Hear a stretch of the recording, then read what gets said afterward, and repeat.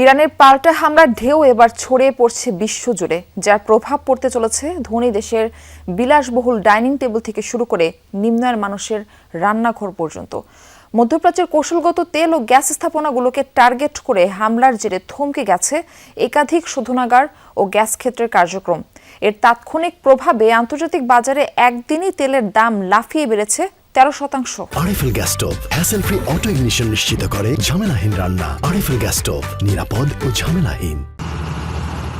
ইরানের পাল্টা হামলা এখন শুধু সামরিক সংঘাতে সীমাবদ্ধ নেই, তা সরাসরি আঘাত এনেছে বিশ্ব অর্থনীতিতে। মধ্যপ্রাচ্যের জ্বালানি অবকাঠামোতে ধারাবাহিক ড্রোন হামলার পর একে একে বন্ধ হয়ে যাচ্ছে তেল শোধনাগার আর গ্যাস ক্ষেত্রগুলো।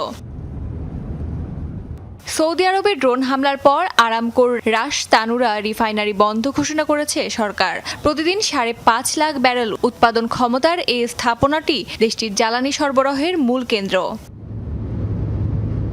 একইভাবে সামরিকভাবে এলএনজি উৎপাদন বন্ধ করেছে কাতারও।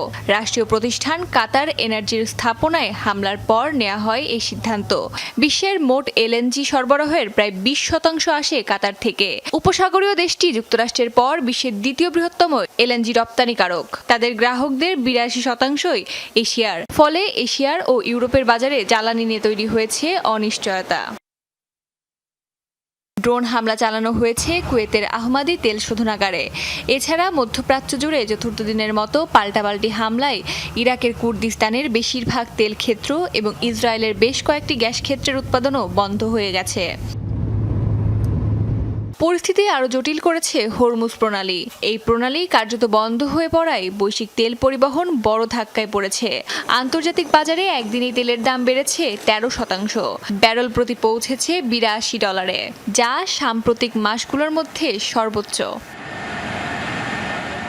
বিশেষজ্ঞরা সতর্ক করেছেন, জ্বালানি অবকাঠামোয় সরাসরি হামলা দীর্ঘস্থায়ী হলে বৈশ্বিক সরবরাহ ব্যবস্থায় বড় সংকট দেখা দিতে পারে, যার ফলে বাড়বে উৎপাদন ব্যয় আর পরিবহন খরচ। এর সরাসরি প্রভাব পড়বে খাদ্য, শিল্পপণ্য ও ভোক্তা পর্যায়ে।